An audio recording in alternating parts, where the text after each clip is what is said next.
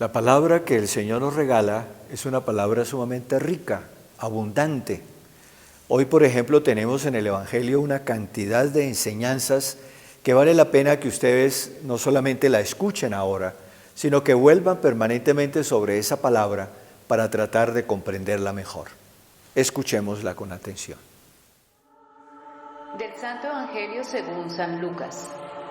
No temas, pequeño rebaño, porque a vuestro Padre le ha parecido bien daros a vosotros el reino. Vended vuestros bienes y dad limosna. Haceos bolsas que no se deterioran, un tesoro inagotable en los cielos, donde no llega el ladrón ni la polilla. Porque donde esté vuestro tesoro, allí estará también vuestro corazón. Estén ceñidos vuestros lomos y las lámparas encendidas, y sed como hombres que esperan a que su Señor vuelva de la boda, para que en cuanto llegue y llame, al instante le abran. Dichosos los siervos que el Señor al venir encuentre despiertos. Yo os aseguro que se ceñirá, los hará ponerse a la mesa, y yendo de uno a otro les servirá. Que venga en la segunda vigilia o en la tercera, si los encuentra así, dichosos de ellos. Entiéndelo bien, si el dueño de casa supiese a qué hora iba a venir el ladrón, no dejaría que le robaran su casa. También vosotros estad preparados, porque en el momento que no penséis, vendrá el Hijo del Hombre. Dijo Pedro: Señor, ¿dices esta parábola para nosotros o para todos?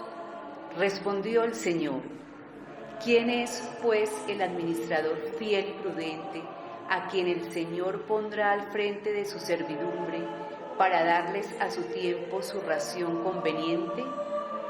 Dichoso aquel siervo a quien su Señor, al llegar, encuentre haciéndolo así. De verdad os digo que le pondrá al frente de toda su hacienda. Pero si aquel siervo se dice en su corazón: mi Señor tarda en venir, y se pone a golpear a los criados y a las criadas, a comer y a beber y a emborracharse, vendrá el Señor de aquel siervo el día que no espera, y en el momento que no sabe, le separará y le señalará su suerte entre los infieles.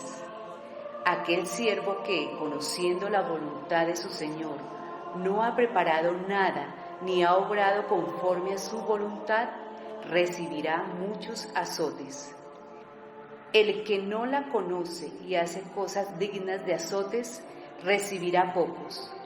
A quien se le dio mucho, se le reclamará mucho, y a quien se confió mucho, se le pedirá más. Palabra del Señor. El Señor hoy, como les decía en la introducción, nos regala una enseñanza muy rica, muy profunda, muy abundante. Tenemos que asimilarla, y para asimilarla hay que ir poco a poco, deteniéndonos en cada una de sus palabras, tratando de descubrir a fondo el sentido que Él nos da.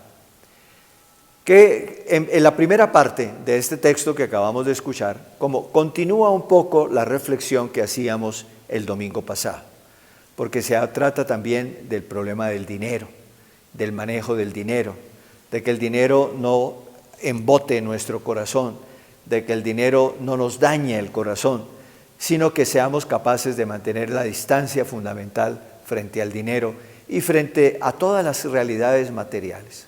Y por lo tanto que seamos capaces de manejar bien nuestra vida.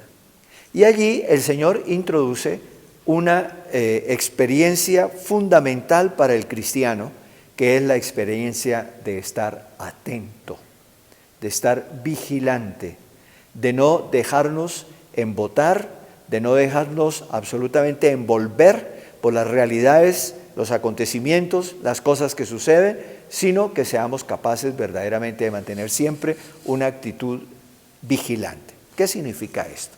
¿Qué significa? Que yo pienso que es uno de los puntos claves para nuestra existencia.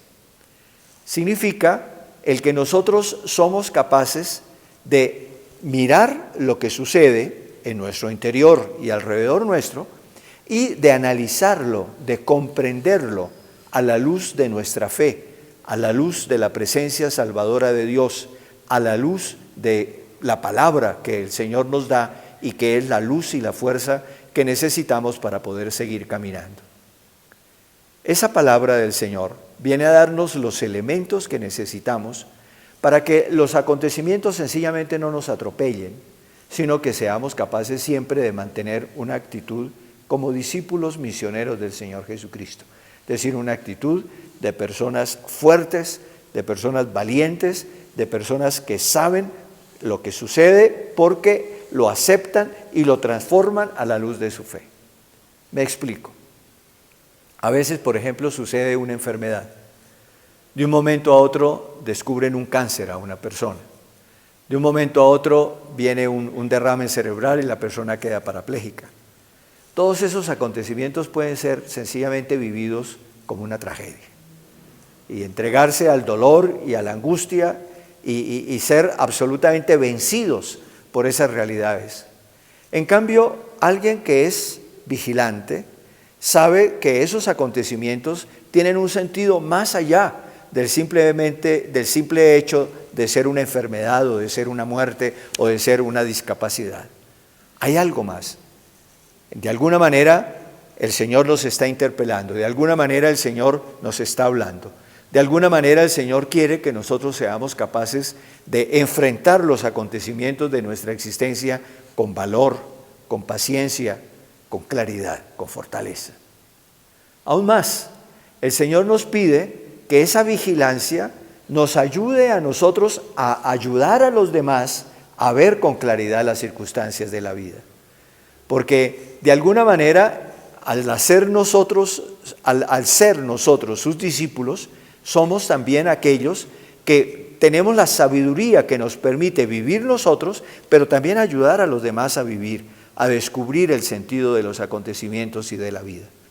Por eso somos en un cierto sentido administradores de los bienes, de las gracias que el Señor nos da. Siendo vigilantes, podemos descubrir siempre la presencia salvadora del Señor y el sentido que tienen los acontecimientos y ayudar a los demás, a los que están al lado nuestro, también a descubrir ese sentido profundo de la vida y por lo tanto a no dejarse vencer por los acontecimientos, sino a vivir siempre de una manera coherente y clara como el Señor quiere de nosotros, es decir, a partir del amor, el amor profundo a Dios y el amor profundo a los demás.